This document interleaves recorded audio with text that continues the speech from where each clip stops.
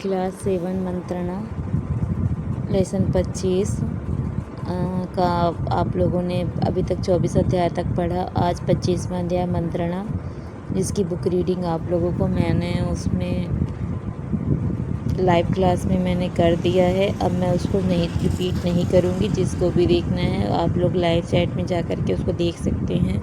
मैं यहाँ पर शब्दार्थ और प्रश्न उत्तर को एक्सप्लेन ज़रूर कर सकती हूँ। इस लेसन में शब्दार्थ आप बुक रीड करिए, आपको इसमें शब्दार्थ आएंगे, जिसमें है मंत्रणा लेशन आएगा। मंत्रणा लेशन में आप लोगों को शब्दार्थ आएंगे, जिसमें होगा पहला सम्मानी। सम्मानी मतलब होता है आदरणीय। सम्मानी का मतलब आदरणीय। इज्जत मतलब होता है आदर। इज्जत का मतलब आदर। राय, विचार, नीति, तरीका। विवश, लाचार। लाभप्रद, लाभदायक। संदेश, सूचना। शयनागार, शयनकक्ष। प्रथा, प्रचलन। निगाह, नज़र। दृढ़तापूर्वक, बलपूर्वक। सुलह, समझौता। हितैषी, हित चाहने वाला। हक, अधिकार। पुरस्कार, इनाम। पार्थ, अर्जुन। तटस्थ, बराबर। बुद्धू, मूर्ख। तमाम शब्द है जो है सभी के लिए है। विश्राम, आराम। निर्णय, फैसला। असमंजस, दुविधा। दिलासा, आशा। दिलासा का मतलब आशा से है। प्रश्न पहला बनता है इस लेसन में, श्री कृष्ण ने अर्जुन और दुर्योधन की समस्या का श्री कृष्ण ने अर्जुन और दुर्योधन की सहायता देने का प्रस्ताव क्यों रखा? श्री कृष्ण ने अर्जुन और दुर्योधन का सहायता देने का प्रस्ताव क्या रखा? श्री कृष्ण ने अर्जुन और दुर्योधन की सहायता देने का यह प्रस्ताव रखा, मेरी सेना एक तरफ होगी और दूसरी तरफ अकेला ही मैं रहूँगा। मेरी प्रतिज्ञा यह भी है कि युद्ध में मैं हथियार नहीं उठाऊँगा। श्री कृष्ण ने अर्जुन और दुर्योधन को सहायता देने का यह प्रस्ताव रखा, मेरी सेना एक तरफ होगी और दूसरी तरफ अकेला मैं रहूँगा। मेरी प्रतिज्ञा यह भी है कि युद्ध में मैं हथियार नहीं उठाऊँगा। प्रश्न नंबर 2, शल्य ने युधिष्ठिर को क्या वचन दिया? शल्य ने युधिष्ठिर को क्या वचन दिया? शल्य ने युधिष्ठिर को यह वचन दिया कि कर्ण उसे सारथी बनाएगा तो अर्जुन के प्राणों की रक्षा ही होगी। शल्य ने युधिष्ठिर को यह वचन दिया कि कर्ण उसके सारथी बनाएगा तो अर्जुन के प्राणों की रक्षा ही होगी। 13वां वर्ष पूरा होने पर पांडव कहाँ रहने लगे? प्रश्न तीसरा है, 13वां वर्ष पूरा होने पर पांडव कहाँ रहने लगे? 13वां वर्ष पूरा होने पर पांडव उपलब्ध नगर के खुलेआम रहने लगे। उपलब्ध नगर में खुलेआम रहने लगे।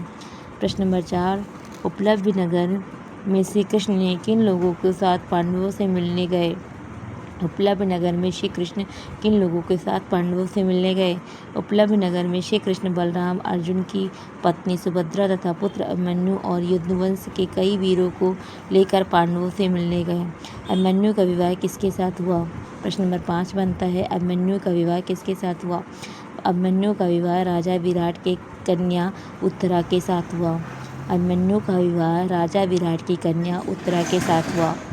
प्रश्न बनता है, कौन कौन से राजा पांडवों की सहायता के लिए अपनी सेना के साथ आए थे? कौन कौन से राजा पांडवों की सहायता के लिए अपनी सेना के साथ आए थे?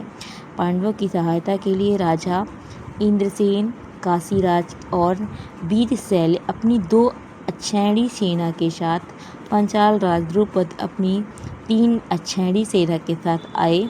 इसके अतिरिक्त शिखंडी, धृष्टद्युम्न भी अपनी अपनी सेनाओं के साथ पांडवों की सहायता के लिए आए थे।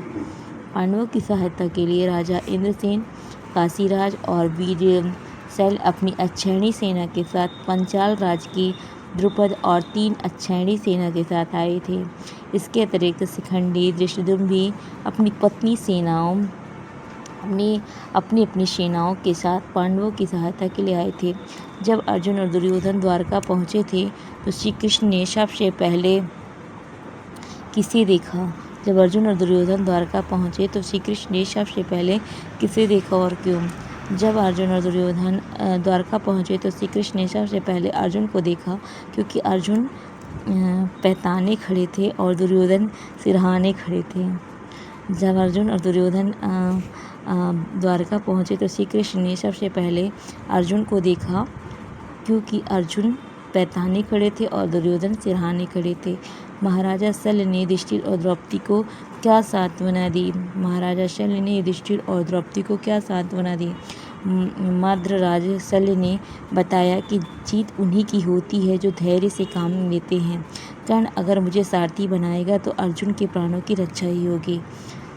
महाराजा शल्य ने बताया कि जीत उनकी ही होगी जो धैर्य से काम लेते हैं। कर्ण अगर मुझे सारथी बनाएगा तो अर्जुन के प्राणों की रक्षा ही होगी। मैंने इस लेसन में 15वां लेसन को मैंने बुक रीडिंग उसमें लाइव चैट में किया था, आप लोग जा कर के उसको देख सकते हैं। मैं इस लेसन में आने वाले शब्दार्थ और प्रश्नोत्तर को बता रही हूँ। मैं इसका लिखित आपको इस वीडियो के अंत में मैं आप लोगों को शब्दार्थ और प्रश्नोत्तर दे दूँगी, जिसमें आप लोगों को कुछ पेपर के समय याद करने में काफ़ी आसानी होगी। तब तक के लिए बाय।